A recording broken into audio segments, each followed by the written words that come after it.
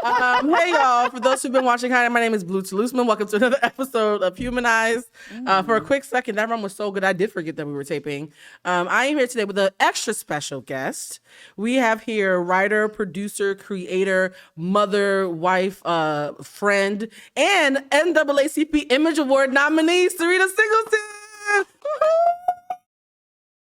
Now, bitch. Okay, so Syreeta's my real friend in real life. And she's very modest, so she hasn't told everybody that she got nominated for an Image Award for, I don't know why, because I would tell everyone. I would have changed my name to Blue. Seriously, like Blue NAACP. Like, oh, I should claim that for myself. Now, Syreeta, I want to ask you a question. How do you feel now that you are officially a big deal? Like, officially.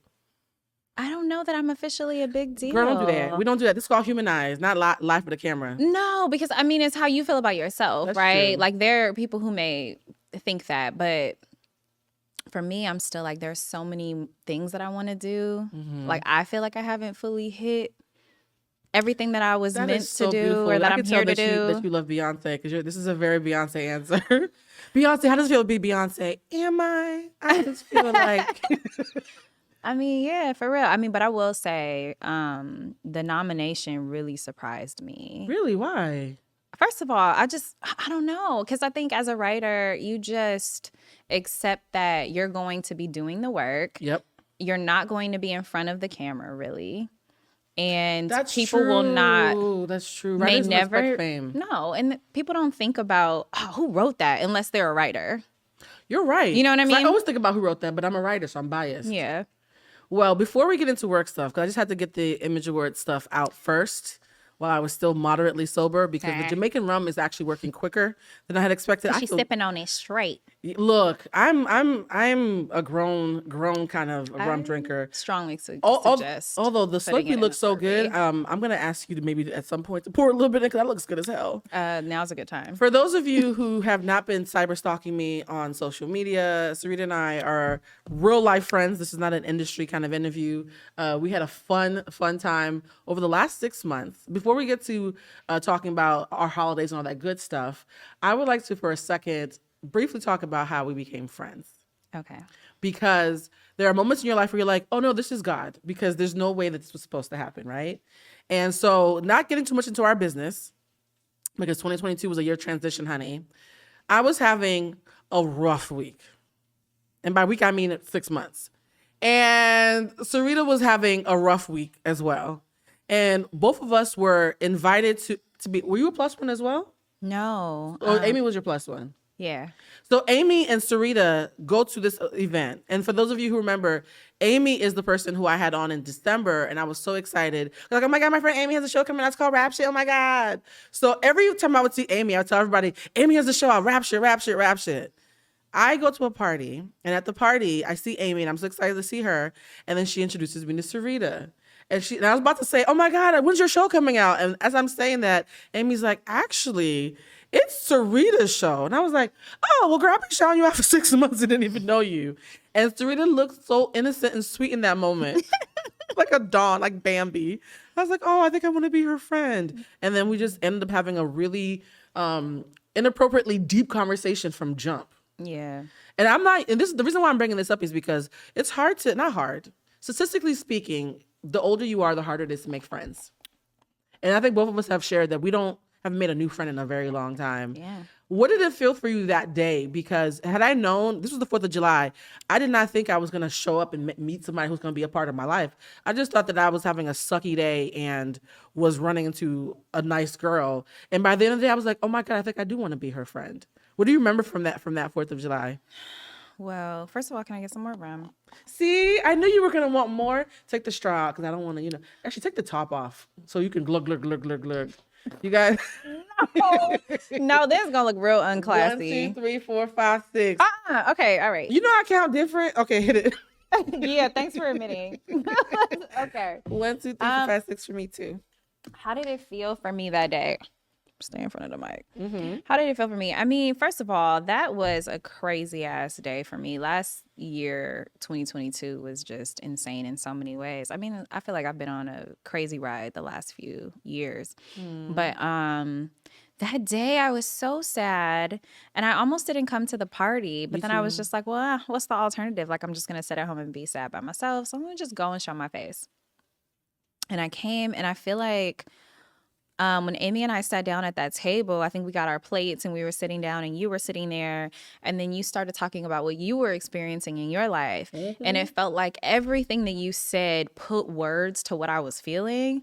And I just looked and I was like, oh my God, like, how is this? Like, how is this possible? And I did feel like I was destined to be there. And It like, felt very heavy-handedly destined. yeah.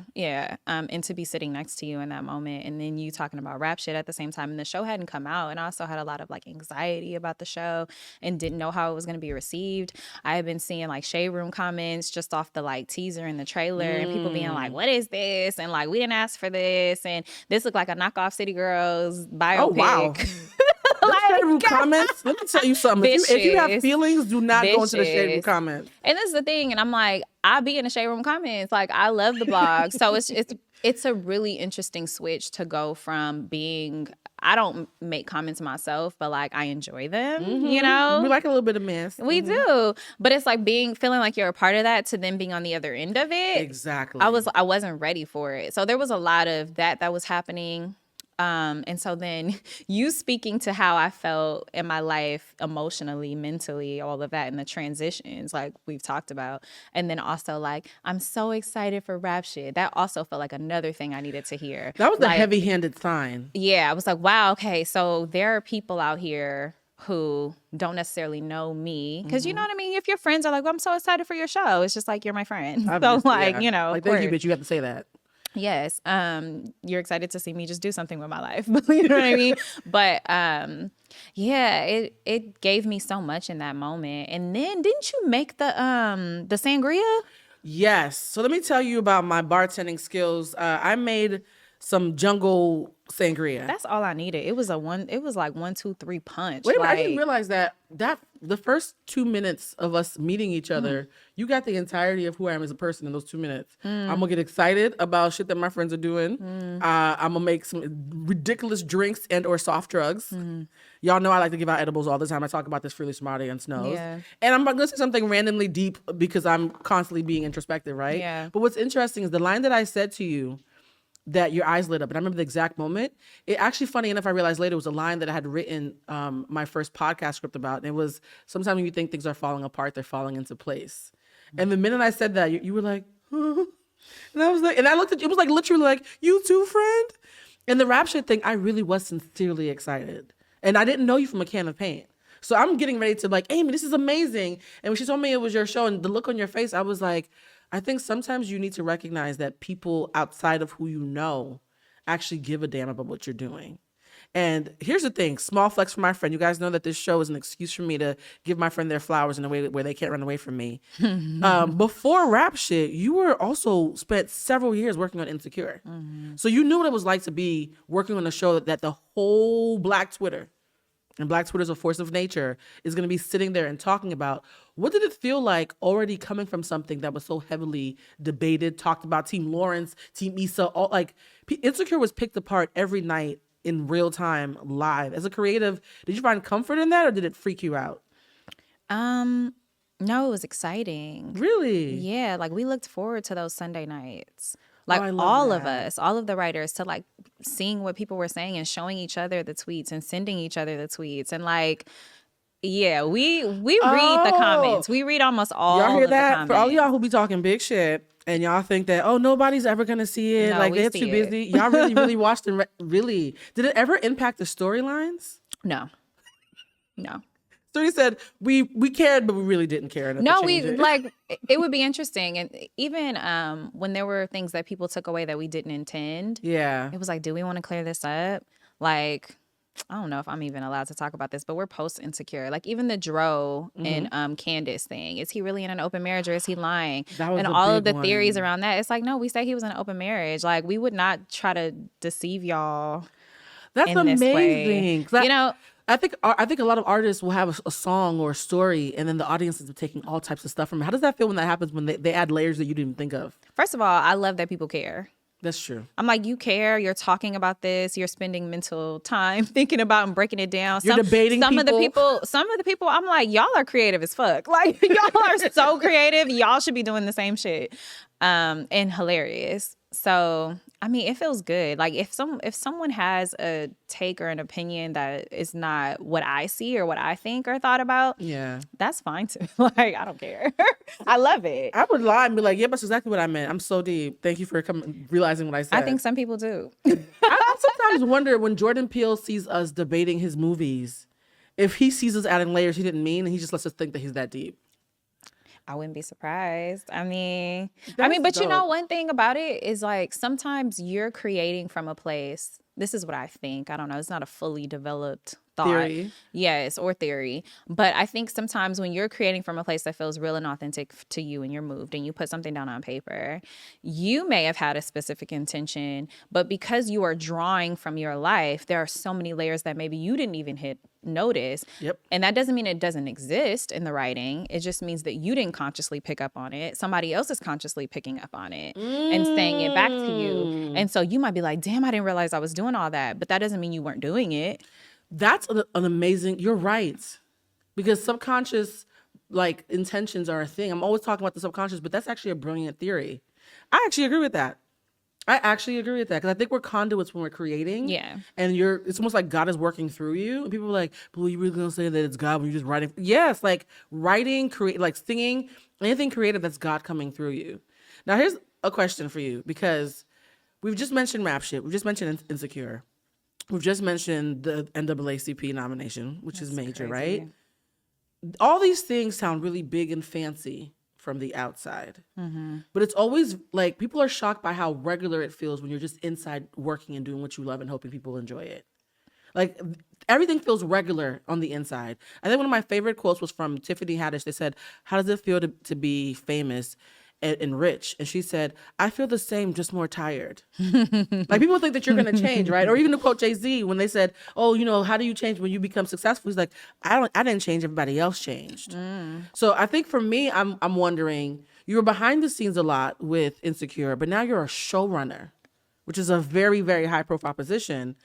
How is it starting to feel for you? I feel like I'm watching you kind of blossom into this when people are starting to notice what you're doing, what a big deal it is to them. But you're trying to have like honest friendships. Like we met in a very organic way where it was like, I was already excited for the show. I already knew Amy. So it was almost like a random kind of pre-vetting that happened with us. We could like go right into being friends. But if you were to meet just a random Joe Schmo on the street, have you discussed with yourself, how do you gauge who to trust and who not to trust? Because I'm struggling with this. So this is actually me asking you for advice on camera, friend. Fuck. I mean, no, for real. That's how I felt. It's a really good question. And people do change. Yeah. And people do treat you differently. And I try to ignore it when I see it, which is probably not good. I've been trying to ignore it too. I'd be like, well, I'm going to ignore that. That was weird. And I was like, can you give the audience a sense of what's weird? Because I really want people who are watching to understand that, like, the show's called Humanized. We're human beings regardless of who we work with or what we're doing, you know what I mean? And I think people need to understand what they're doing that's weird so they can be more cognizant of it. Yeah, like, okay, here's an example. Like when someone projects onto you kind of what they think of you or maybe what they think you think of yourself. I don't know. So like an example of that is, big shot. Oh yeah, you doing the big thing because you got the money, huh? Oh, because you're gonna do the. Oh yeah, well you used to this. You produce all this shit, huh? Wow. You just a lot of that, and it's just like that's not my inner dialogue, right? Like what? That's not how I'm just eating breakfast. Like yeah, I'm not. I don't go into a space and like. My power isn't in me convincing other people or telling other people or saying what I do or none of that shit. Like, right. So I don't know. Like I've seen it make people weird or another thing that I think is not weird. I get it, but sometimes can also be a little annoying is, I got a cousin who does makeup. So oh, okay. Now let me send you my cousin's information. I got a cousin who does lighting, so let me send you. And the thing is I'm not mad at that because we all need, we all need an opportunity, and there aren't a lot of Black shows, Black spaces, or Black people who can put people in those positions, so I understand. Yeah. But it gets weird if I'm at the family reunion and I'm just trying to get seconds, my refill of the potato salad. You just want some wings, and honey. every third person I talk to is just telling me about how I need to put on some other person. But then the thing is, and then I'm like, oh, okay, well, tell me.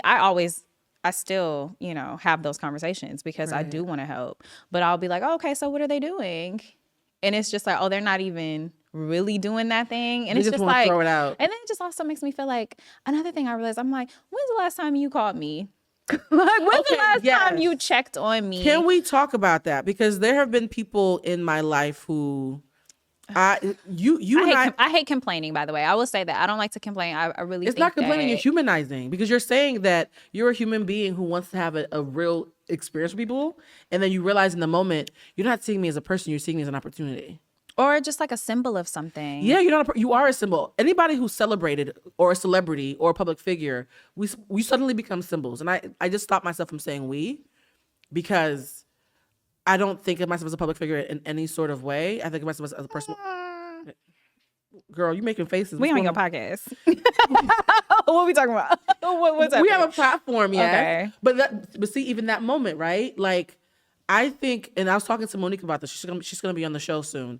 I think that in my mind, I always see myself as a human being. And if I think of somebody who I think is perfect for something, you see me do it, I'm like, oh my God, my makeup artist, you would love her. Or my friend who does this, you would love it. If I see somebody who I think is a good connector, I like matchmaking. Because of that, in my mind, why would you need to use me as an opportunity? I would probably offer it anyways. Like, why would you have to use me? And you're like that too. I've seen you do that. So I think when you're a generous person, you don't think that you're a mark until you realize, oh, you don't see me as your friend, you see me as your boss. Oh, you don't see me as your friend, you see me as the person who knows this celebrity. Oh, you don't see me as your friend, you see me as X, Y, and Z. And there's an inner dialogue of how much of that is reasonable, because you do know those people, you do have those connections, but how much of it is like, well, do you really like me or what I do? And that's what I want the audience to think about. Like, I think a lot of times when we watch people, perfect example, and this is just happened 2 days ago. Somebody went on Twitter and said, I can't believe Tabitha Brown is younger than Tia and Tamara. I saw that. Think about the implications of that sentence. And Tabitha Brown said, excuse me, I'm still fine. Right. I might be an old soul, thank you for peeping that, but and if you think about it, she does not look old. Like she's beautiful, right? You would never say that to a person that you know in real life. But in that moment, Tabitha Brown wasn't a person. She was a brand. And people say hurtful things when they don't see you as a person, they see you as a brand. Yes. So now, as far as hot topics, we're going to veer away from the why y'all treating us like this, which is regular people conversation. Because it's like, woe is me, bitch. We don't care. I know, poor you, poor successful you. Yeah, and that's why I would never say anything about it. Like, this is my first time saying anything. I'm like, some people don't know how to get in, and they're inspired, and they don't know what to do, and they don't always know what to say, and it's just. But they can humanize you though. So like, I'm actually happy you said it, because if someone's like, oh wait, Syreeta has an opportunity attached to her, but Syreeta's still a person. Yeah, it's just ask me how I'm doing, maybe. Like, just ask me how I'm doing. Like, hey friend, like, how are you doing? Just, I even told you, I was like, Syreeta, I'm so happy that we met as friends and not as colleagues, because now you get to see that I just like you as a person. Because so many people, and this is a great conversation, because me and Monique, we call ourselves pH balanced. I feel like you're pH balanced too. For those who don't know, because we made it up, pH balanced means you're pure-hearted. Is that what it means? We're pure-hearted bitches, you know what I'm saying? Is that all? Because we're also pH-hearted. I'm sorry. Syreeta's been drinking as a rum, okay? You were slipping on that Slurpee the whole time I was talking, friend. She's like, yep. So the thing about being pH balanced is, that's hilarious. The thing about being pH balanced is, the reason we came up with that term is, there's a anxiety that comes from being a normal, in your mind, decent human in Hollywood. Because you're constantly worried that you're being mistaken for an opportunist or somebody who's big-headed. And so she and I were talking. She was like, yeah, I'm friends with so-and-so, insert name of celebrity. And I need to make sure that I give her space because I don't want her to think that I'm just checking her because she just got, like, there's this thing of, I don't want to be mistaken for what you just mentioned, the opportunists, the people, whatever. And it gets kind of tricky because you're constantly worried about the optics, like betraying how you actually feel because you do love people, you do care about people. So there is some anxiety, and a lot of really successful big names, right? Have you ever had a moment where you were with somebody who was super successful? Because think about it, you work with Issa Rae. Mm-hmm. Half of I'm being nice, 98% of Black Twitter, if they were friends with Issa Rae, would constantly be thinking about how she can help them and not seeing her as a person. You have known her since since the very early stage where you guys kind of like blew up together.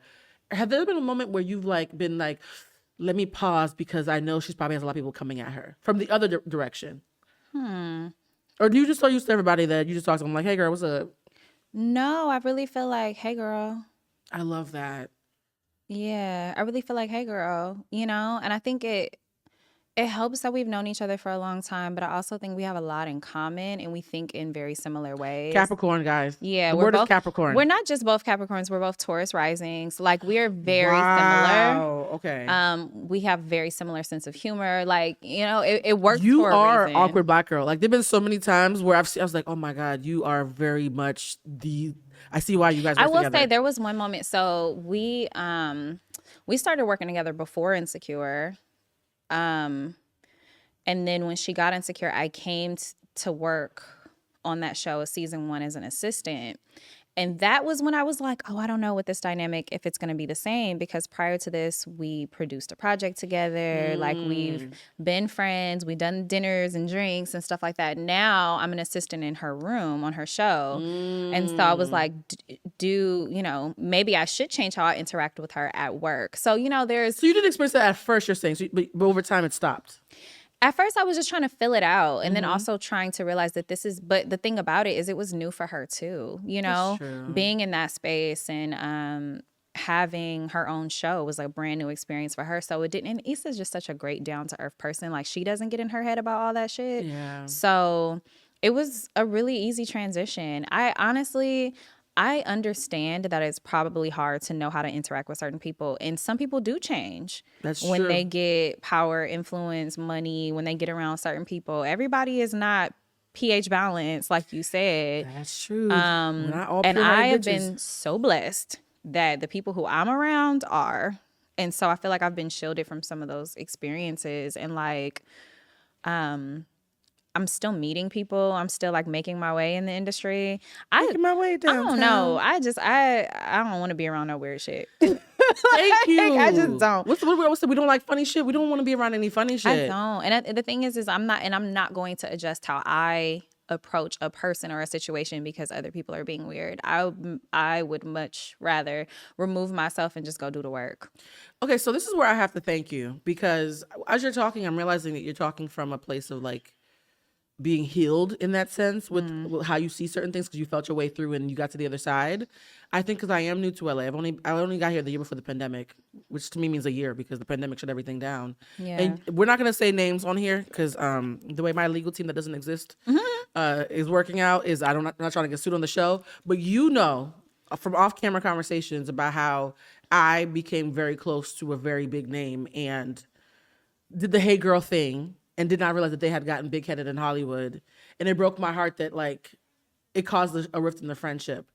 Listening to you, I'm realizing that's probably why I get a little bit standoffish, because I think a part of me is scared of being regular with the first person who I think is my friend and then realizing that they're being Hollywood with me, because it broke my heart. You know what it is? I miss my friend. I understand. And sometimes people will come back around. I don't know. But look, this is the thing. Maybe. As we're talking about this, it reminds me of high school. This shit Hollywood just is feels high like high school school to me. That's the name of the episode, guys. Hollywood is high school, but continue. And I dealt with a lot of shit in high school. I feel like I went through all my girlfriend mean girl trauma in high school. And why don't they like me? And why did they misinterpret what I was saying? And I was being so nice to them. Why are they bullying me? Why did she put sugar in my gas tank? Oh, wait. Okay. She and I not responsible for any of the confessions that I made. Hey, I didn't do it. Allegedly. Continue.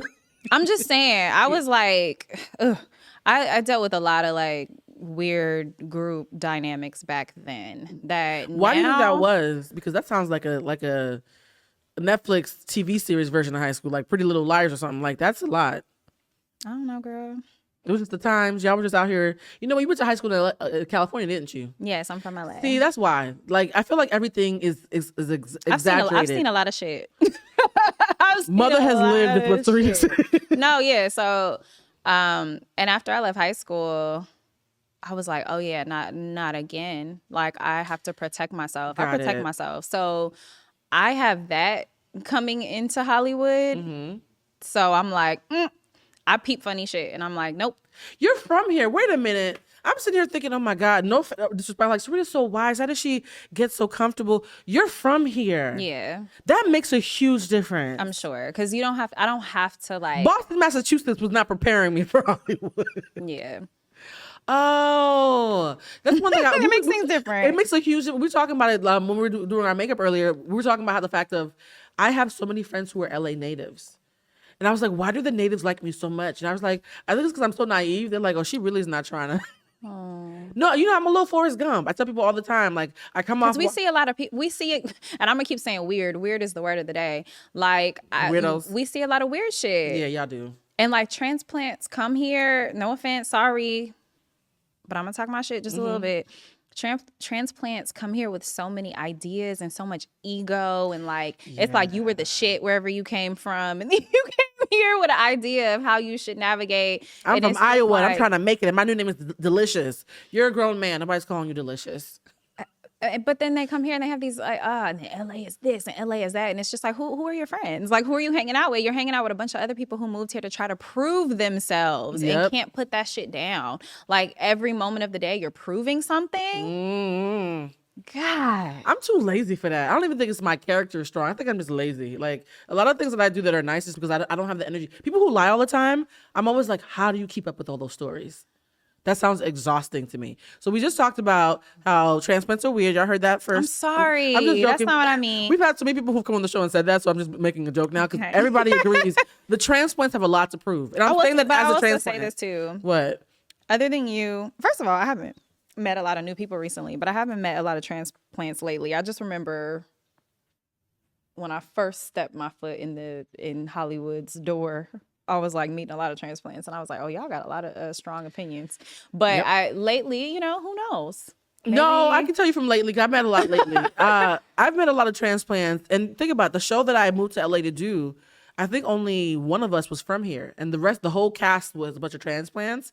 And what I noticed from being in that space, and I think this is where me just being a naive person helped me out. They all came and completely rebranded as new people. Like they showed up as somebody. They were somebody on Monday on the plane. By Tuesday when they landed, they were somebody else. And I was watching people like kind of create this mystique around themselves. And I was like, oh, like rather than getting therapy, you're just going to create a new persona. It's interesting. Yeah. And so I think there's a bit of escapism in LA. People come here to escape who they were before they got here. Or, I mean, maybe there are some people who come here to be who they actually were and who they didn't feel That's comfortable also enough fair. to be. That's the nicer version of it as well. There are people who are who they really are, but I've seen some folks who are frauds. I'm not even gonna hold you. So what we're hearing is creation can be either you becoming who you are or who you trying to hide and mask who you are. Yeah. I mean, but even as we're talking about it, that's the journey of life sometimes. Question mark, exclamation point. It's like, who is me? Oh, but here's Who the is thing. I? Do you struggle at all to know who you are though? Because that's one thing I feel like one of the things that you and I completely resonated on immediately was I decided I wanted to be a writer when I was 8. So when and my entire life, I think I told you this like maybe a month into our friendship. I've been waiting my entire life to make a friend who is this geeked about TV and writing as I've been since I was 8. So when you were like, yeah, I wanted to be a writer since I was a little girl watching TV, I was like, oh, we friends, like Color Purple. Like I just want to be in the field of lavender with you doing hand stuff. And so I was so excited doing hand stuff. Pause. Doing hand stuff. Right. But I was so excited to meet another TV nerd, another person who loved this as much as I have. So that's early. You knew who you wanted to be super early. Yeah. So a part of me cannot relate, and maybe that's why I have some privilege and you have some privilege. We can't relate to folks who are trying to figure out at 30 and 40 because we knew at like 8 and 10. Yeah. Yeah. But I also think, and here's another like loose theory, but I also think that we usually know, and then it's like the world and the people around you who are discouraging, and it's True. like, is it okay for me to want to do this thing, or what is this thing even called, this thing that I feel like I'm drawn to, and no one's really showing me that. And so it's like, it almost sometimes feels like it's a journey back to yourself, like taking off all the shit that people put on you when you're You know what? growing That's up. actually true too. You're right. I love, first of all, you're dropping bars. Usually I come on the show and I sound like Confucius. I feel like I can lay back and sip on this Jamaican rum as you sit here drop these bars because Slurp, slurp. when you slurp slurp. You know, by the way, we're saying so many. That's what she said. There's like a 17-year-old boy watching this. Like, am I being baited? Slurp. Oh, I can't do that. He's 17. Well, you know, 18. And there's an 18-year-old boy somewhere in Stockton, California. I like her. No, but the part that you said to me that kind of struck me was when you said, sometimes we don't even know what to call the thing that we want to do. Yeah. And for me, this is why I love being your friend, because sometimes when you talk, I'm like, oh, I see me clearly as she's talking. Like, there's something about you that I feel is like a great reflection, which is why I think our friendship means so That's much good to friendship. me. That's actually a healthy friendship. When I was younger, I saw Murder, She Wrote and saw Angela Lansbury writing stories in books, and then people would be like, oh, we're turning your book into a TV show, or we're turning your book into a movie, and then she would turn it into whatever. So for 25 years, I thought, you have to write a book first, and then someone turns it into a show or a movie. I was 35 before it hit me, girl, you could just write for TV. It never occurred to me that you could just skip the middle ground of being a novelist and go straight to television you that. writing. Where do you see that? I felt so stupid, girl, when I was like, girl, I feel like there are people who don't know that now. That's true. That's very, very true. Yeah. Damn, I spent most of my life not knowing what to call what I wanted to do. No, for real. Because, I mean, no one tells you when you're doing career day or like learning how to write a resume. Nobody says like you can put TV writing on there. When you think about writing, you think of like, oh, you're going to write a book or you're going to be a journalist, which were the things that I thought I was going to do. I was the thing that my first two careers before I realized I was doing the wrong thing. I was a journalist. I was a journalist for 10 years because I didn't know. I was like, I'm just trying to get my show done. Do I need to talk about the news? Listen. So I went into PR initially. Ooh, I could totally see you in PR. And I was like, why? You know, I can see you in PR because, Why? Because there's a very restrained nature about you that you need in PR. See, you're doing it right now.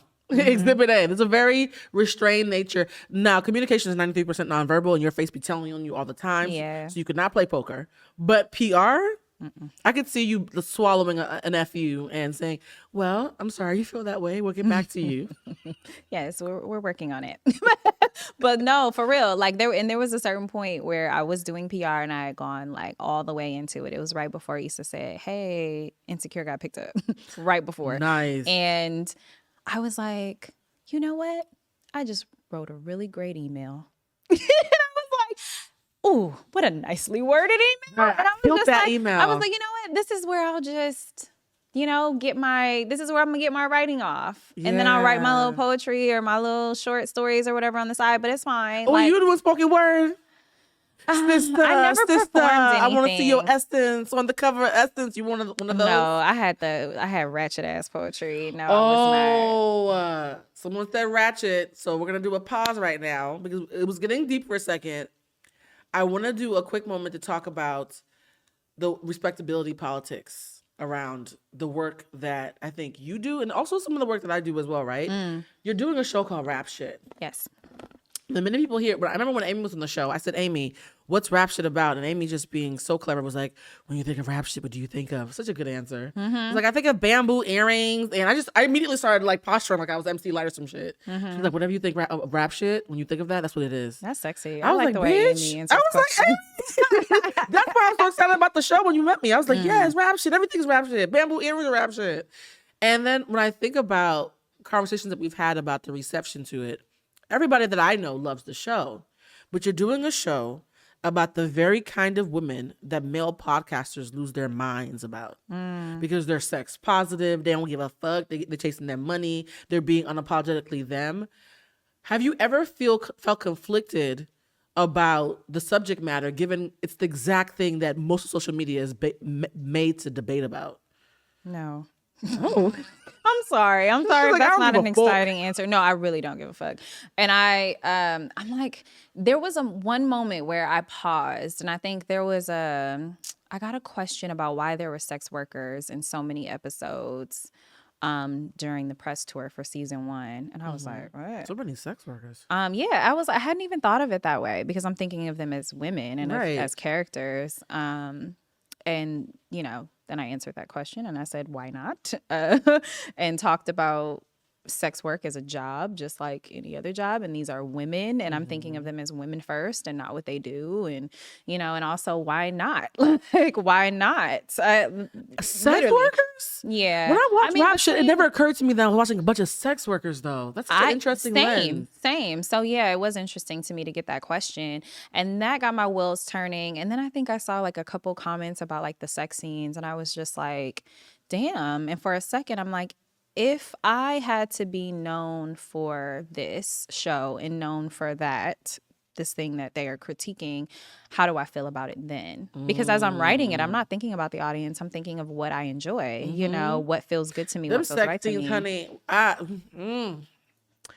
If you haven't watched rap shit, I highly suggest that you watch it and be prepared to see some sex scenes that feel like you're watching real sex scenes. Like, you guys did not fake it. It was not cheesy. It felt like y'all be like people in the scenes. They be fucking in real life. Yeah, it was good. I Yeah, liked but it. just not on camera. They're just Not on camera, but I'm just saying, like, yes.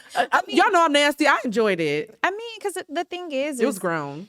we're women, and like those of us who have sex lives, like we have sex lives, and so if we're making a real show and we're trying to make this feel realistic, then like, I don't know why we would shy away from that. But so yeah, I sat in that I gave myself a good 2 days. Oh wow! To so think you really about. sat in it. No, I did. I really sat in it because, again, I'm new to being critiqued like that. So, I was like, if this is what people wrote about me when I was dead, that she did that show where she, rap shit, she put shit in the title, and there were girls fucking on the show, like, how would I feel? And I was like, you know what? It's not anything that I don't believe in. I believe in everything that I put on that show. And I told you this before. I'm not gonna get too much into. Again, it's so interesting when I'm talking to one of my good friends, because then I have to be like, damn, that was a good part of the conversation. What parts do I bring to the show? I told you in the car, and I think I told you previously, you're probably one of the even though you seem very chill and you're sipping on your rum punch very daintily, you're probably one of the most sexually powerful women that I know. Because in the sense of the way that you own your womanhood, like, you're very powerful in that sense. And it's almost stunning to see someone who comes off so chill. Like, in Vacation, you put on a dress and I could tell how beautiful you felt. It was immediately obvious. And there was something very empowering and almost like inspirational about that. I'm not used to being inspired, y'all. No shade, no tea. A lot of y'all basic. No shade, no tea. But like, I saw you come out the room one day and I was like, yo, she feels beautiful. And I love that feeling. I almost teared up. I was so happy for you, because I think so many women are told that even if you know you a bad bitch, even if you know you cute, even if you know your sex is good, even if you know you got that guap 3000, whatever it is, you're supposed to pretend like you don't. And I love when I watch women not pretending. You're a wife and a mother and all these things. How are you able to like still tap into that? Because I have so many friends who they lose it. They let life make I don't even have a husband and kids, and I've let people make me lose it. How do you still hold on to that? First of all, it's in us. And this also goes back to the thing we were saying before of like who you are when you get here in your essence and your freest self, and then who the world tells you should be, and the stripping away that happens because of those expectations. And I've experienced that too, where it's like, well, first of all, it's like, where I need to be sexually powerful at. I need to print these copies. Like, you know what I mean? Like, I gotta go to work. I can't be sexually powerful. Exactly. But that feminine like essence and energy, it is our creativity, right? It is. It's like, It's that Mars energy. If You y'all can know? move my titties out more, it's because Syreeta and I are friends now, and she's inspired It's me. the drive. It's the drive to get shit done. Like, we are creative as women, and like we create in every way What imaginable, am I you call it? know? Yoni magic? Yeah, and Yeah. it's like when you shut off those parts of yourself, you shut off other parts of yourself as well. Sex and creativity are definitely tied together. Yeah. And it's just like, I'm trying to, I want to get it done. Like, all the stuff that God put inside of me, the stories, the capabilities, all of that stuff, I want to tell those stories. I want to take advantage of the platform I have, the opportunities I have, the things that keep me up at night. Like, I'm writing that stuff. I really want to make the most of my life here. And it's like, where are we going? Like, And Syreeta, you actually have a platform where you're able to, like, there's so much power in the position that you currently have. and it's like, I can't afford to be disconnected from myself in any way. That's true. Now, here's the part where I'm gonna have fun talking about, because we talked about identity, we talked about the politics of Hollywood, we talked about maintaining friendships. I want to very quickly talk about mental health, because the rum is hitting me right, so I feel like we can talk about something heavy without me feeling heavy.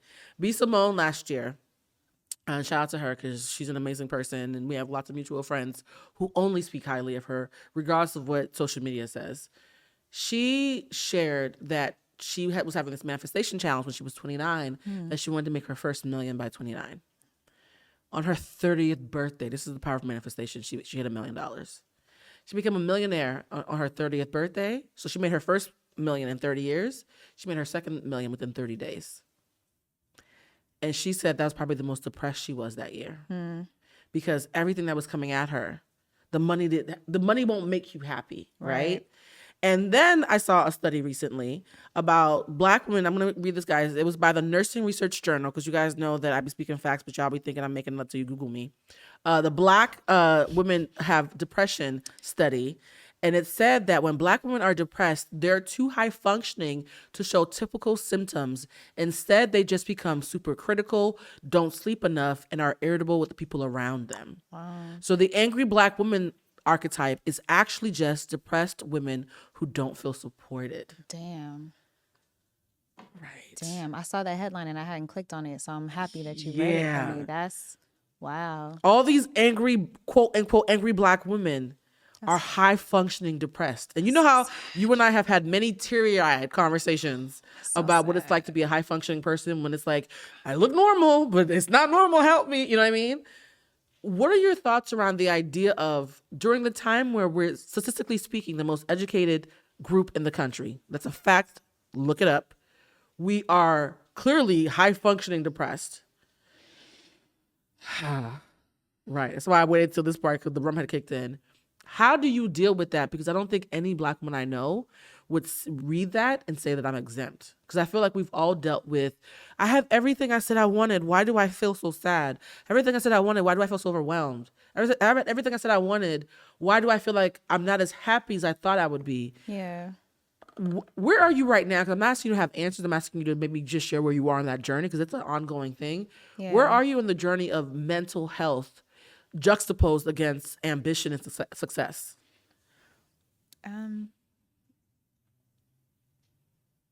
So where am I on my mental health journey? I mean, I have my moments, right? I feel like on this journey, I'm in therapy now. I'm journaling, I journal every morning. I make sure I create space for myself Every to morning? give back to myself. With 2 kids in a show. I wake up before them. Yeah. I'm going to have to learn some tips from you, friend. Continue. But yeah, so I try to make sure that I create space for myself. I give back to myself. I have good friends in my life. All of those things are really helpful. And I realized that one thing that I wasn't doing before that I do now is asking for support and sharing what I'm going through. Because I think sometimes when you are someone who people are depending on, you don't share like what's on your plate. And even sometimes when I share what's on my plate, people don't fully understand, but just sharing what's on my plate and sharing how I feel and not thinking that I have to keep all of that to myself has made a really big difference, because I see people consider me. Because what would make me resentful on top of my sadness was no one's considering me. Why aren't people making space for me or pausing for me? Or why are you trying to add more onto my plate? Or like, damn, no one's giving me a hug or whatever. And it's just like, did you tell them? Ask for a hug? Yeah. Yeah. Did you ask? Did you say anything about it? And it's just like, oh no, I haven't. And then sometimes if you're not used to talking about what you're going through or what you need, then you may have to say it more than a few times before people start to really listen. Yeah. Because they're not used to you needing anything, you know? And it's not personal. Like we had a friend on the show last week who said, if people really realize how little other people are thinking about you, they're thinking about themselves. We're all thinking about ourselves, not realizing that everybody else is thinking about themselves. And so unless you say something, folks are not malicious. They're just being human beings. Yeah. And just, it goes back to that you teach people how to treat you. Yep. That works in so many different contexts, right? Because when it comes to even my siblings, my mom, like even my kids, you know what I mean? It's just kids like, are so freaking adorable. They're like Disney love characters. love them. But I'm to the point where I'm just like, hey, mommy's tired. Oh, Do you know what mommy's day consisted of? I want to hear about your day, and then I'm gonna tell you about mine too. You know what? And you're raising sons, and considering we're now again more stats guys. We're going through what they're calling a Black men's mental health epidemic.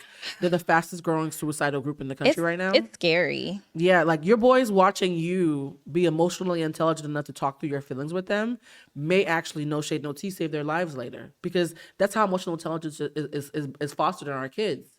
Because if your parents never talk about their feelings, you have no reason to talk about your feelings. Yeah, and even then I still feel like, I don't want to, like, is this the right approach?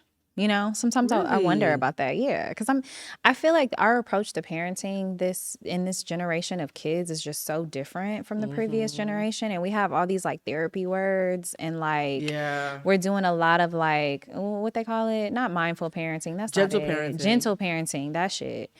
What are your thoughts on gentle parenting? Because I was like, what that mean? You don't beat them? Like, what does gentle parenting mean? Yeah, it's obviously no spankings and also explaining things to them, super patient. We take deep breaths together. So all the stuff that we like, used to make fun of white folks for in the 80s. Right. It's Yeah. like that's the approach to parenting, and I'm with it, but I'm not. Like I'm with it, but Where's I'm that not. line for you? Because there's a line where it's performative for me, and there's a line where it's actually healthy. It's not performative. You know, I've seen someone I be don't performative, know. someone be healthy. There's two different kinds in my opinion about gentle parenting. Maybe, but it's just like when it's just you and your kid in the house, who you performing for? You know what I mean? TikTok. It's just like, well, shit. That's a whole different thing. I'm not a social media mom. Like I don't share my kids like that. Yeah. But I try to do the gentle thing. But also, I'm like, these kids got so much. Like there are moments where I'm just like, yo, the play dates, your schedule, the school you're in, all the extracurriculars, like all of this stuff. Like we do so much for these children in a way that like we didn't have none of that shit. And I remember reading recently, like kids need to be bored. Like that's when you discover yourself. Like that's when you discover like new creative inventions or whatever, is when you're sitting there and you don't have anything to do, but they have these jam-packed schedules and like, I don't like you planned your own play date. Like my mama never, you know what I mean? I'm just like, what's I'm sorry. I'm a little old school. I don't want to be. I also feel like these kids don't have no fear. Like they are and I don't know anything about parenting, so I could get dragged. I know parenting from my own. Entitlement a little bit though. What you're outlining feels They like we're creating a little bit of entitlement. I feel like it, and I feel like they are gonna be sort of out of touch with the real world. That's my fear. That is my fear. And I remember saying to a group of moms that I was hanging out with, and I was just like, you know, I'm like, we never. You remember when you were a kid, I don't know if you can relate to this, like going to your grandma's house and having to be at your grandma's house, and it's just like her TV don't really have channels, and her house smells bad or something like that. And there's literally nothing for you to do over there, but you just kind of have to sit there for the day. You have to eat whatever she put in front of you. And like, there's value in that experience. Absolutely. You learn how to adjust to different environments. When you walk into a space, it's not going to be curated for you. And you also learn how to to like be okay with your own company without distraction. Yes. That's my biggest And you fear, is that also kids learn can't how be to alone. learn to sit down and have a conversation. You know, I Yeah. learned so much from having, my dad used to work on houses, and he would like paint and build and stuff. And he had a lot of older clients. And I used to go to work with him. And so there's so many times where I'd be sitting in a house while he's working on it, and I'm sitting inside with the woman who owns the house, and she's 80 years old, and she made me tea, and and I'm 10, 11 years old, and I'm just sitting with her, and we're talking. And so much wisdom. Yeah, You that's know what I mean? beautiful. And I'm like, these kids are never uncomfortable. Can we discuss that? Like, there's a superiority complex that we're creating in our kids that makes me nervous. Because I feel like whenever I'm talking to somebody who's under the age of 25, but over the age of 18, so I'm talking to an adult, but like a baby adult, like a starter adult, I'm always taken by how much they're waiting to assert their dominance during what could just be a regular conversation. They're waiting for a reason to call you problematic. They're waiting for a reason to outwoke you. They're waiting for a reason to pontificate. Like, there's all this posturing, which is why I call it performative to some degree, that happens. I'm like, or we could just like chill out and have a regular conversation. But I think because social media is 24/7 and constantly creating content, and content is a performance, Yeah.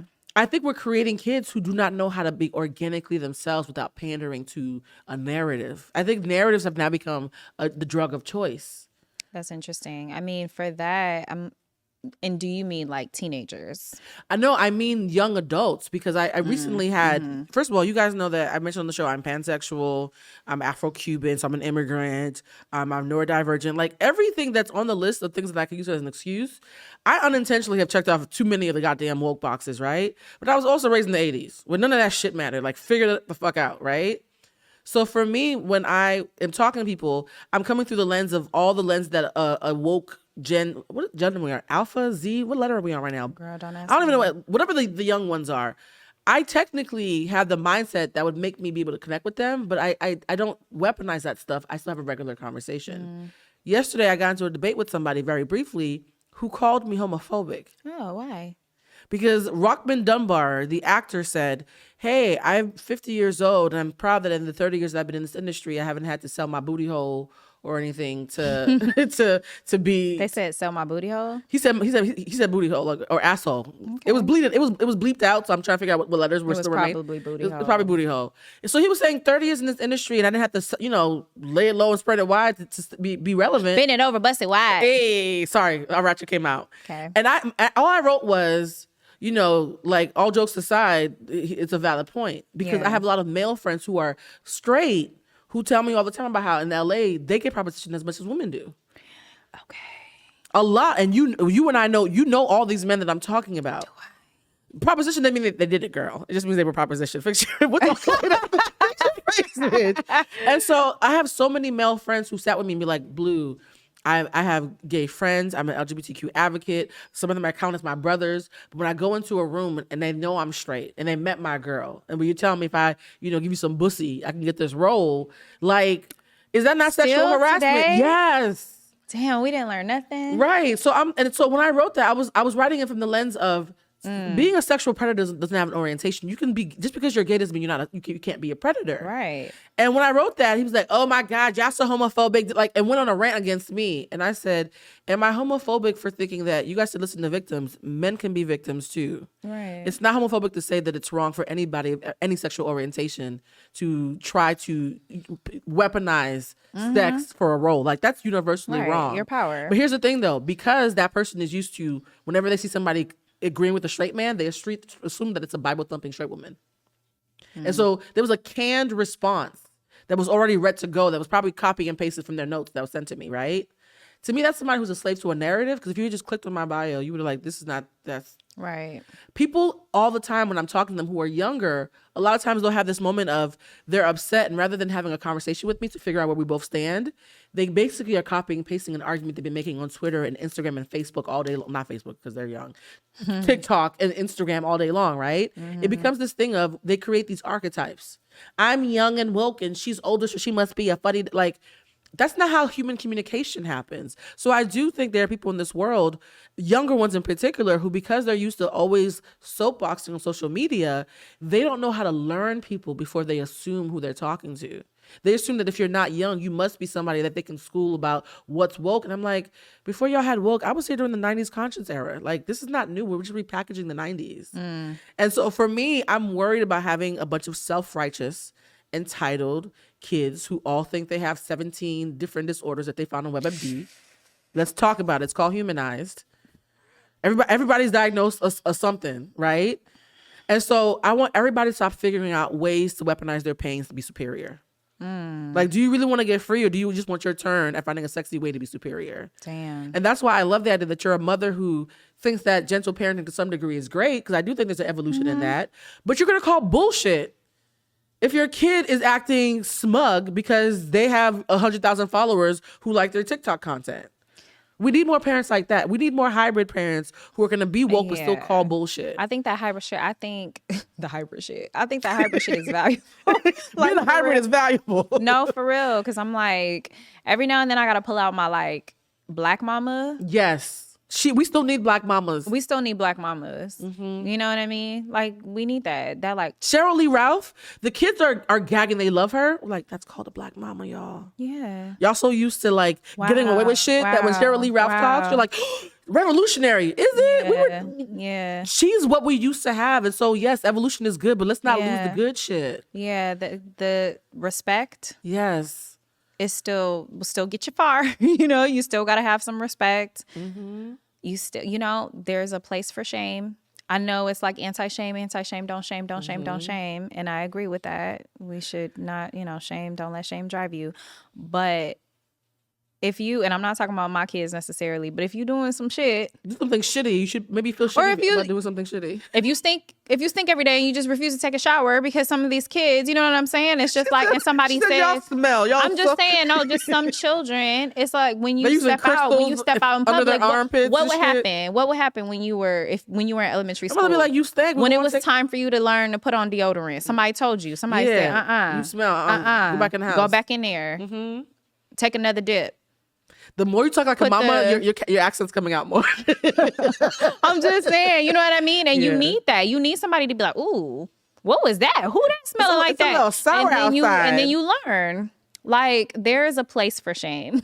I think we've removed all of it. We don't want to say nothing to nobody. We don't want to offend nobody and all that. And I'm just like, let me see. Let me smell your armpits. Did you wash there? Okay, no, get back in there. Like, we're not doing this. We're not going to debate about it. There's no gentleness about this. You think. Like, get in the shower. Like, I just, you know, I don't know. I do think, like you said, there's a hybrid. There's a hybrid. There's a hybrid. Because the balance is in the middle, right? Because I don't beat my child. Too far, too left, too far, too right. I think it's too far. But I don't beat my child, but also I'm your mama. Were you ever spanked at all as a child, or do you feel comfortable answering that question? Yeah, I was spanked. They tried to spank me. That shit didn't work. So for me, I got spanked one time. It didn't work. I just learned. You know what I mean? Because that's the thing about spanking. Is like, all right, I don't want to get spanked anymore. So what was the thing? What was the trigger? What did I do to do that? What did I do? Okay, when I did that, all right, I'm not going to do that no more. Like, I remember the last spanking I got, I felt too old. Damn. I was like, I'm too old to be making these mistakes. I don't want this to happen to me no more. Funny that my mother wasn't the one who tried to spank me. It wasn't even my mother or my father, because you usually think of parents. It was my uncle. My uncle was like, she thinks she's smart because I was one of those weird kids who read too much. And I had been going, I had said something to him that was actually factually accurate. I'm not going to say it here because he's still alive. It's going to hurt his feelings. He's not the best. He wasn't the best husband at the time. Oh, man. And he had said something to me about like trying to tell me about myself. May I ask how old you were? About 8. Okay. He said something trying to tell me about myself. I was a weird kid I was like your kid. You know how I told you your kid is a recycled soul? Like, your kid's been here several times before. Lennox. Very much. I call him Pops for that reason. Like, her baby's adorable, but he's been here before. Several times. It's like his 3rd or 4th time. I was one of those kids who's been there before. So Lennox is a whole nother story. I don't know what we're going to do. We're going to talk about that in the future. We are, because I know what it's like to be an elder as a child. So now that I see you with one, I'm like, oh, we're going to talk as he gets older. So my family was used to me acting much older than my age because I just knew too much. He said something flippant to me when I knew he had just cheated on his wife and she was crying all week. No, you didn't. Let me can I get my story? I'm sorry, because you told me you was 8. So I was 8. Go ahead. Okay. Okay, go ahead. Because I was like, first of all, What you know about somebody cheating? well, first of all, I used to get in trouble because I would channel because people didn't know I was a little psychic. That's so right. I was channeling the adults and they didn't know I was doing it. I told you there was one time my mother's friend was like posturing and talking about her husband. And I was like, why are you pretending you're happy when you're sad? And she was like, what? I was like, you talking about your husband, but isn't he leaving you? The lady started freaking out. Lots of screaming in Creole happened. They brought me to the other room. My mother said, just stay here. The lady said, you gotta tell that, you gotta spank her. She told my mother to spank me. Girl, why? Right. A week later, they announced her divorce. And I came out like, y'all want to apologize? Because she probably went home like...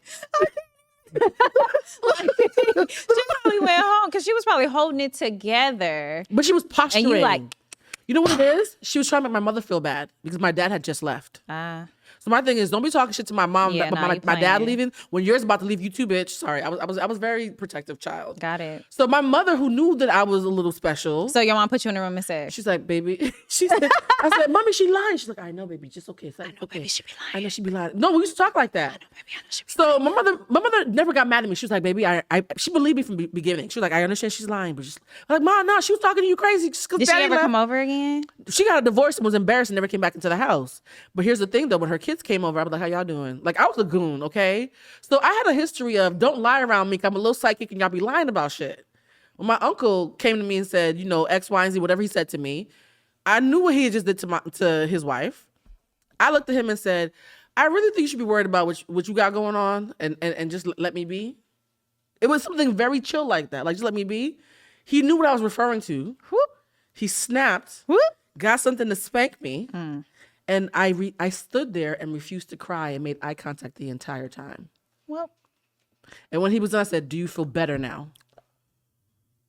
And when I tell you I felt him, his whole spirit shrink. Did he have kids? Yeah, my cousins who I haven't seen since. Are you serious? My uncle was so scared of me. Damn. Because he was so full of shit. And I think there's something about having a child look straight into you like, nigga, come on. It fucked with his spirit. I don't never want that. He was like, your baby's weird. He said, my mother, she fucking weird. What's wrong with your kid? Like he dropped the switch and left the house. And ever since then, I'd be like, where's Uncle so-and-so?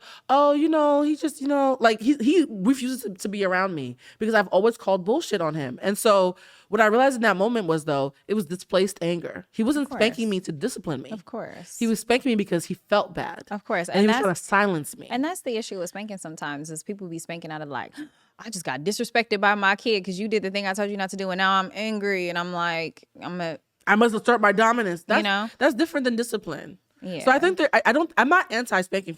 Funny enough, I think that people who did it for the right reasons in the right ways back in the day, to a reasonable degree, it made sense only because if your kid wasn't scared enough of you, outside was going to get them. Right back then, that's why spanking became a thing because if you didn't scare your kids into being respectful, master would kill them. Or master would take them to the outhouse. Like there was really historical trauma around spanking for our community. But we're not on the plantation anymore. And these kids got Wi-Fi. Yeah. And they have language for things that we didn't even learn about until our third therapy session. Yeah, no thanks. Which is why the hybrid is important. So I just want you to know that like I'm not gonna be spanking my babies. I don't spank my babies, No, but I they will get a good stern mama voice.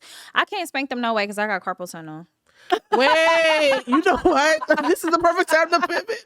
By the way, for all the parents who are watching this show, I need you guys to understand that we're in this space where we're keeping it a buck. I told you the show was about keeping it real. You've seen how many things I've said that I probably shouldn't have said. Shout out to the rum. Because I want people to recognize that like what's the tagline of the show? We're all just human beings doing human shit, right? People would see you and be like, Syreeta is working at HBO and doing all this stuff and her life is so shiny and da-da-da-da. And at the end of the day, you're a woman who is doing what she's wanted to do since she was a little girl, raising a family and doing her best. You're a person. Yeah. Now, I'm wondering, now that you've been on the podcast and our time is about to wrap up, you see how quickly Is it went? it? We're actually 10 minutes over. What? I know. I told you it was going to go by really, really quickly. The last thing that You didn't ask me nothing nasty. I was trying to gauge how comfortable you were. Now that I know what did I tell you was going to happen? Now that I know you're comfortable. Girl, you gotta tell me twice, okay? Especially after all this rum we done drank. Look, I'm inviting you, and right, let's see what I'm saying. I'm nasty. Now, because you're probably one of the most sexually powerful women I know without being a hoe. Who you looking at? You was looking around the room. I know some hoes. No, because I know some hoes who like, There's some "Excuse- hoes in this house. Well, not this house, but I know some Okay, hoes. yeah. And no disrespect to hoes because, you know, hoes are people too. When it comes to sexual awakenings, and we've had conversations around this, Sexual awakening. and I've changed, you know, I'm choosing my words wisely. We've had a lot of conversations around sexual awakening and coming into your body and figuring out what you like. What, if you had to, without sharing too much, but what you feel comfortable with, what do you think makes for really amazing mind-bending sex? Like, what are the factors that make you go, damn, I want to buy you a short set? That's an old Beyonce reference. Like, what? It's a very old Beyonce reference. What makes because I feel like I've been dickmatized so many times that the audience is sick of hearing me talk about what I. Well, I want to hear your answer. I Okay, do. yes, I want to okay. hear your answer. Okay, damn. I'm just supposed to be the pot. That's fine. I'll answer back. But what's a toe curling thing that makes you go, okay, I'm about to slide my way out of here like a snail? Oh, out of his house? Because- or out of this podcast to go get it? Yes. Because you know what, women get what, guys. This is a very grown podcast. Hit it. What makes you go, wow, this might be something that could get me in trouble? Because I feel like a lot of women are so used to using men as a symbol, like, oh look, I got a man, my man. The bedroom is something different. That's not for performing. That's just for you and him, right? Yeah. And we talk about how in long-term relationships, good sex is something that we almost say we don't need good sex anymore. I've been with somebody for so long, Yeah. I don't need good sex. You and I Yeah. have both agreed that is cap. Oh, full cap. If I'm not gushing, then somebody needs to go. So, girl, fix your face. It's called Humanized. We're human. So yeah, hit it. No. Syreeta's list of yummy good. Hit it. So for real, it is really about the BDE. Like, you can't be scared. Big dick energy for those Like, of you you who do not have can't internet. be scared. Like, you can't be in your head. Like, honestly, you have to feel like you're that nigga for real. Like, not just posturing. Like, you really have to feel like you that nigga. Pull up like you that nigga. You know what I'm saying? Pull up to me like that. Ooh. Y'all, the rum has hit. The rum has hit. No, I think like, but also good sex is like communication, and I think communication can be sexy. It's funny when people were saying the whole like, oh, consent is like sexy. I was like, y'all corny, but then consent is necessary. Consent But you know how they try to like package it and like try to. I like what you said. This is why we're about to get to the toxic part. But wait, no. Let me finish. No, but about the consent is sexy thing. You guys, consent is the only thing that makes it sex. Anything else is assault. So consent is the only thing that makes it sex. Yes. But so I was reading the other day, like this post about consent that has specific questions on there. Oh. To ask when you're asking for consent, but they were phrased in very sexy ways. And I was like, oh, consent is sexy. Well, you know, I was part of the kink community, and the kink community is 100% about consent because we were doing too much weird shit to assume. But I didn't think it was actually like asking those questions during the act could actually be sexy. Somebody one time asked me, do you like that? And I think my eyes went back in my head. Because I think the way I was imagining it, those conversations. Give an versus, example, like, friend. Of what was on, what I Give read. an example. It was like, can I taste you? Ooh. I think, okay. I love that question. Go ahead. And I was like, Exactly. But do you see how there's something so confident about feeling like you're allowed to ask that question? But so that's what I was getting to is the communication. So the BDE, as well as the communication, be fearless. I love this show. Let me know. You know what I'm saying? Inform me. Like all of the above. To me, I think that makes the experience like an experience. Are you like me where I think that men should make noises and communicate and show their pleasure? Yeah. Men who are prideful in bed turn me off. Oh no. Like we all the way in. I'm not gonna share my business too much, but I dated somebody who was too prideful to make noises during sex, and it turned me off. As it should. And the sex was good, but I was just like, anybody here? Anybody? Knock knock. Anybody? Mm-mm. Yeah, I mean, because it's just like, are we both here? Right. Are you not? Where are you at? I actually saw something online when a guy said that what he would do with his wife, they've been together for like 20-something years, is he would tell her all these nasty things that he was going to do to her first thing in the morning before she went to work, and the whole day just would leave her alone. He said it got to the point where she would be like, I'm coming home early. What you doing? This is a song by Janet Jackson called 24 Play. And I love the idea of foreplay can be 24 hours a day. It doesn't have to be when you have your clothes off. To answer the question, what I find sexy, that whole list, please send it to me, friend. Yeah. Whatever that link is, The consent, I will the support consent you in helping me list. find that. Yes, talk to me. Yeah, I think for me, what's sexy is there's something about eye contact. Someone who can give me their full attention. My biggest turn off is someone having their phone while we're on a date or while we're supposed to be having time together. Okay. And because I remember one time I used to think I was shallower than I really am. I thought I was shallow because I thought if I'm not attracted to you immediately, I won't be attracted to you. But I had this guy friend who really liked me. I was flattered by it because I like compliments, guys. I mean, it is what it is. Didn't think I was ever going to talk to him. One day we were hanging out and we were at this sports bar going in. And I said, what time is it? He's like, I don't know. I left my phone in the car. I said, why'd you leave your phone? I said, why'd you leave your phone in the car? Oh. And he was like, because everything that I need to be paying attention to is right here. And he looked me straight in my eyes. But imagine someone saying, fuck my phone.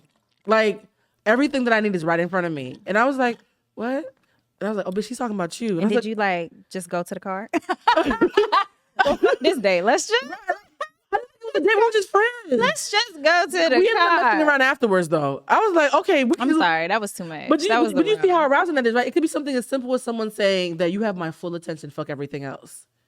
That wasn't even him talking about sex, but I was like, oh, snap, I think I like him back. And I was stunned because if you had asked me an hour ago if I would ever liked him, it took me realizing this person is completely giving you their full attention.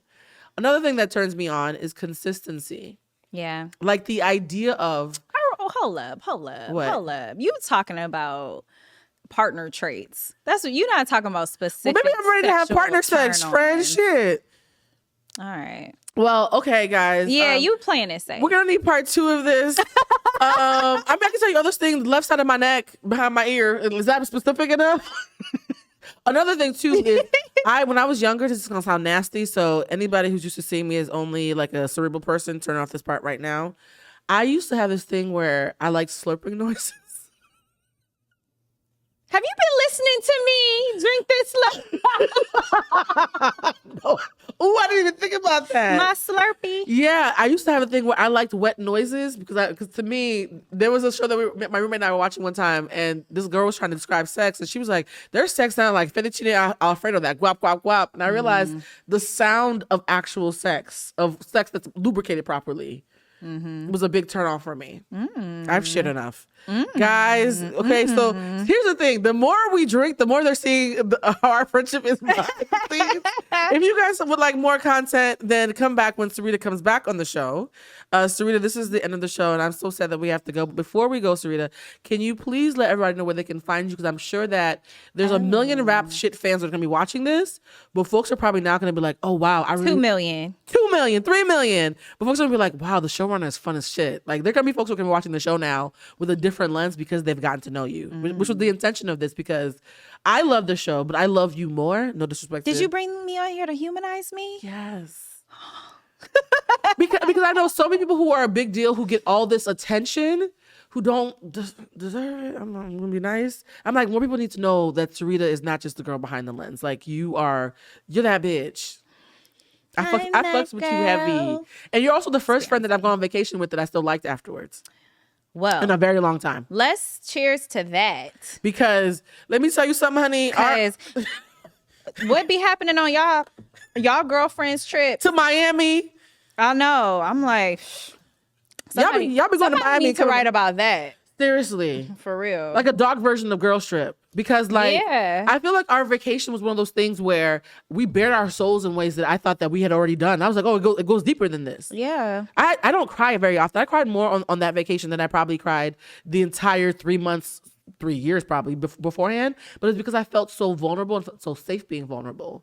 And I thanked you profusely. And I'm going to thank you again for being the kind of female friend in particular that I could do that with. Because we talk about all the time, female friendships can be catty by design. And it just feels so good to have a friend who is not trying to like have a gotcha with me, who just wants to be a part of my life. Yeah. So can we toast to like real friendship? Absolutely. Let's toast to real friendship. I love you, bitch. I love you. Aw. And I'm so proud of you. I'm so happy to be on your podcast. You coming back?